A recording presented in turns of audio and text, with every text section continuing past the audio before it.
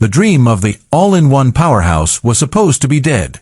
When Apple discontinued the space gray iMac Pro years ago, they told us the future was modular. They gave us the Mac Studio, the Studio Display, and the Mac Pro. They told us that the era of the everything in the monitor workstation was over. But they were lying. Behind closed doors at Apple Park, a secret project has been simmering for 3 years, waiting for the technology to finally catch up to the vision. Today, that vision is a reality.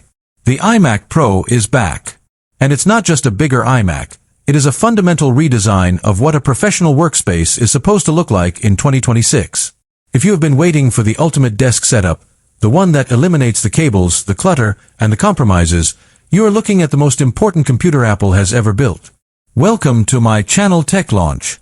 Subscribe my channel and click on the bell icon for the new tech updates. But there is a reason they waited so long to release it, and it has everything to do with a chip that wasn't supposed to exist yet. Let's talk about the 32-inch elephant in the room. For years, the 24-inch iMac was a toy. It was thin, colorful, and capable, but it wasn't Pro. The new iMac Pro changes the scale entirely. We are looking at a 32-inch 6K Retina XDR display that borrows the tandem OLED technology from the latest iPad Pros and the brightness architecture of the Pro Display XDR.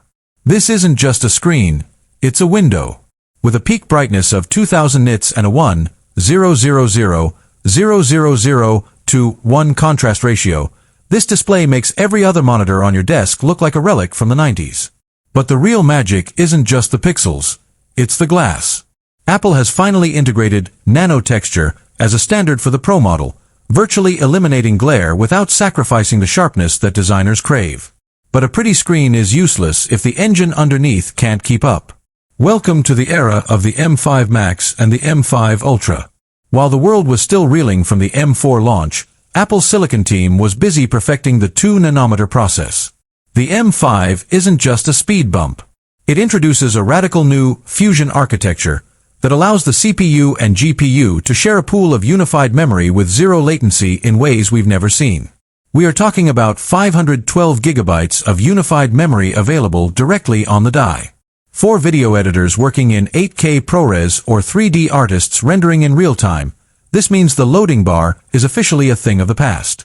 The iMac Pro doesn't process your work, it just does it. Now, let's address the thermal nightmare.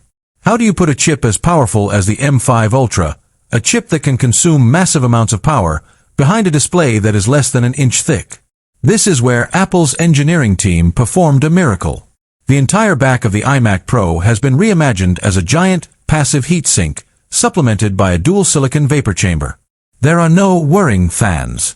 There is no jet engine noise when you're exporting a timeline. The iMac Pro is silent. It sits on your desk like a piece of art, even when it's crunching through a billion-parameter AI model.